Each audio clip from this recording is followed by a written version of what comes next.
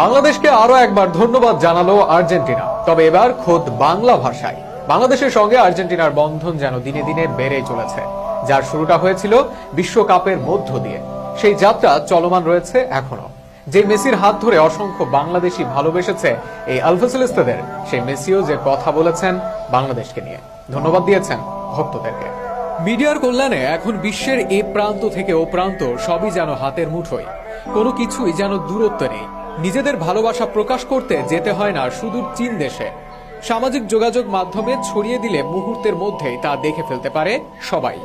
1986 সালে সেই মারাদোনার হাত ধরে যখন বাংলাদেশের সমর্থন শুরু হয় আর্জেন্টিনার, তখন ছিল না ইন্টারনেট, যার কারণে সে সময়ের পাগলামি দেখার সৌভাগ্য হয়নি তাদের।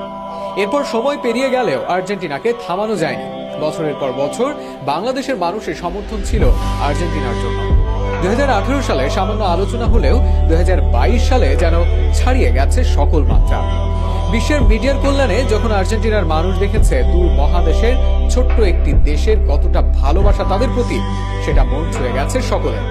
এরকম সমর্থনের প্রত্যাশা করেননি তারা, তাই তো সেই বিশ্বকাপের সময় হতেই চিরকৃতজ্ঞ তারা। কাতারে যখনই আর্জেন্টিনার মানুষ বাংলাদেশের পতাকা দেখেছে, প্রত্যেকে এগিয়ে গিয়ে তাদের সঙ্গে ছবি তুলেছে, ধন্যবাদ দিয়েছে।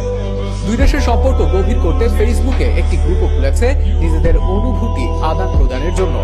দুই দেশের মানুষের অদ্ভুত এই বন্ধন দেখে আর্জেন্টিনা ফুটবল অ্যাসোসিয়েশন তো নিজেদের ফেসবুক পেজে ধন্যবাদ দেয় বাংলাদেশকে এরকম সমর্থনের জন্য।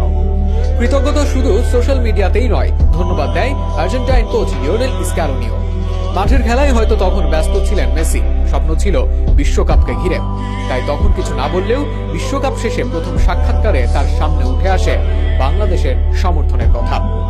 এগুলো নাকি বিশ্বকাপের সময় চোখে পড়েছিল তার সামনে। এ নিয়ে লিও বলেন, হ্যাঁ, আমি দেখেছি বাংলাদেশের সমর্থন, সব জায়গায় 10 নম্বর জার্সি। বিশ্বকাপ ফাইনালের আগে সোফি মার্টিনেজ আমাকে দেখিয়েছিল আর্জেন্টিনার 10 নম্বর জার্সি এভাবে পৃথিবীর নানা প্রান্তে দেখা সত্যি দুর্দান্ত। মেসির কাছে এরকম বার্তা শুনে যে আবেগ আরো বেড়েছে সেটা তো বলাই যায়। সে যাত্রায় এবার আরো একবার বাংলাদেশের প্রতি কৃতজ্ঞতা প্রকাশ করলো আর্জেন্টিনার ঘরোয়া লীগ। তাদের সামাজিক যোগাযোগ মাধ্যম page Liga Profesional de Futbol de la AFA এর পেজে শেয়ার করা হয় বাংলাদেশের পতাকা। সেখানে ক্যাপশনে ধন্যবাদ দেওয়া হয় বাংলাদেশকে, যেখানে দেখা যায় মাঠের মধ্যে রাখা হয়েছে বাংলাদেশ ও আর্জেন্টিনার পতাকা, যেখানে লেখা ছিল গ্রেসিয়াস বাংলাদেশ। বাংলা ভাষায় লেখা ছিল ধন্যবাদ। এই বার্তায় শুধু দুই দেশের সম্পর্কই আরো গভীর হচ্ছে তা কিন্তু নয়, পাশাপাশি বাংলা ভাষারও প্রচার হচ্ছে বেশ দারুণভাবে। চিরকাল টিকে থাকুক এই বন্ধন, প্রত্যাশা তো এরকম দুই দেশের সমর্থকদেরই।